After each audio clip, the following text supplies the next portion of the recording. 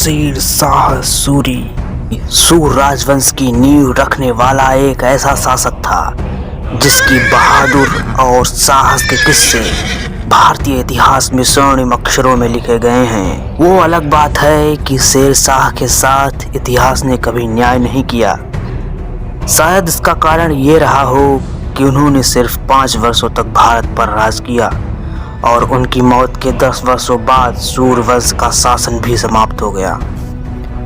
शेर शाह सूरी का असली नाम फरीद खान था। इनके वालिद हसन खां थे जिन्हें सासाराम और खुआसपुर का इक्ता सिकंदर लोदी से मिला था। उन्हें 500 घुड़सवार दस्त रखने की इजाजत थी। हसन खां द्वारा शुरुआत में फरीद खां को भोजपुर, बक्सर, बबुआ का जागीरदार बना दिया गया। अपने पिता और सौतेले भाइयों से मतभेद होने के कारण फरीद खां ने अपनी जागीरों को छोड़ दिया और साल 1522 में शेर शाह ने बिहार के स्वतंत्र शासक बहार खां लोहानी के अंतर्गत काम करने लगे। एक बार शिकार के दौरान एक बाघ ने बहार खां लोहानी पर हमला कर दिया। शेर शाह ने बाघ को मारकर बहार खान को बचा लिया। इस वीरता स्वरूप बहार खान ने फरीद को शेर खां की उपाधि से नवाजा, लेकिन कुछ वर्षों में शेर शाह ने बहार खां का समर्थन खो दिया। इस दौरान मुगलों ने लोदी सल्तनत को हराकर दिल्ली पर कब्जा कर लिया था। शेर शाह ने मौके का फायदा उठाकर बाबर के फौज में शामिल हो गया और शीघ्र ही शेर शाह को मुगल सेना का सेनाध्यक्ष बना दिया गया। मगर शेर शाह में सुल्तान बनने की चाहत थी। अपनी किताब तारीख शेर शाही में अब्बास सरवानी लिखते हैं, एक बार शेर शाह बाबर के साथ खाना खा रहे थे। उन्हें खाते हुए देख बाबर ने अपने खासम खास खलीफा से कहा, इसके तेवर देखो, मैं इसके माथे पर सुल्तान बनने की लकीरें देखता हूँ। इससे होशियार रहो और हो सके तो इसे गिरफ्तार कर लो। खलीफा ने बाबर को सफाई दी कि शेर शाह में वो सब करने की क्षमता नहीं है जो आप सोच रहे हैं। और इस तरह शेर शाह को बाबर से खतरा महसूस होने लगा। वह फिर से बहार खां लोहानी के पास चला गया और उनका राजप्रतिनिधि बन गया। बहार खां के मरने के बाद शेर शाह 1528 में दक्षिण बिहार के राज्यपाल बन गया। उसी समय महमूद लोदी ने अफगान राजाओं को मुगलों के खिलाफ जंग करने के लिए इकट्ठा करना शुरू किया। शेर खां ने महमूद लोदी का साथ दिया।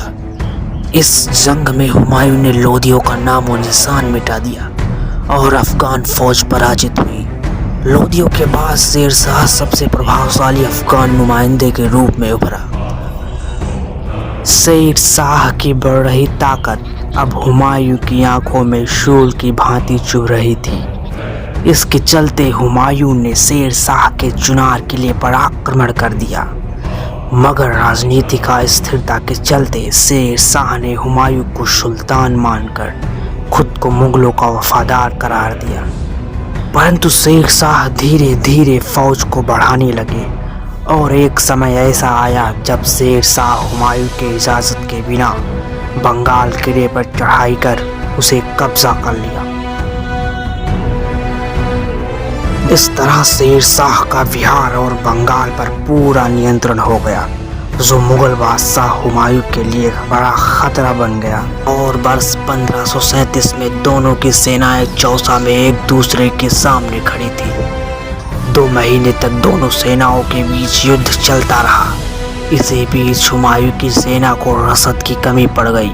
शेर शाह ने रसद पहुंचाने के सारे रास्ते बंद कर रखे। हुमायूं ने अपने एक दूत मोहम्मद अजीज द्वारा दोनों सेनाओं के बीच संधि करवाई, जिसके तहत ये तय हुआ कि मुगलिया झंडे के तहत बंगाल और बिहार शेर शाह को दे दिए जाएं।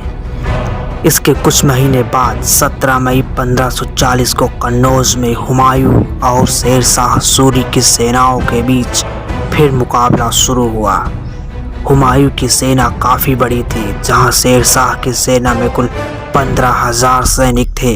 वहीं हुमायूं की सेना में 40,000 से ज़्यादा सिपाही थे।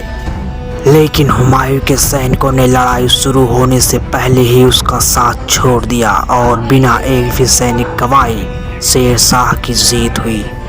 इसके बाद शेर शाह दिल्ली और आगरा को अपने कब्जे में लेकर खुद को आधे भारतीय उपमहाद्वीप का बादशाह घोषित कर दिया।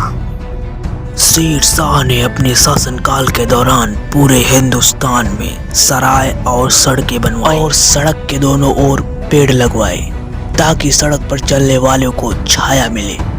इसका सबसे बड़ा एग्जाम्पल ढाका के पास सोनार गांव से सिंधु नदी तक की 1500 किलोमीटर लंबी सड़क है, जिसे आज जीटी रोड या ग्रेट टैंक रोड के नाम से जाना जाता है।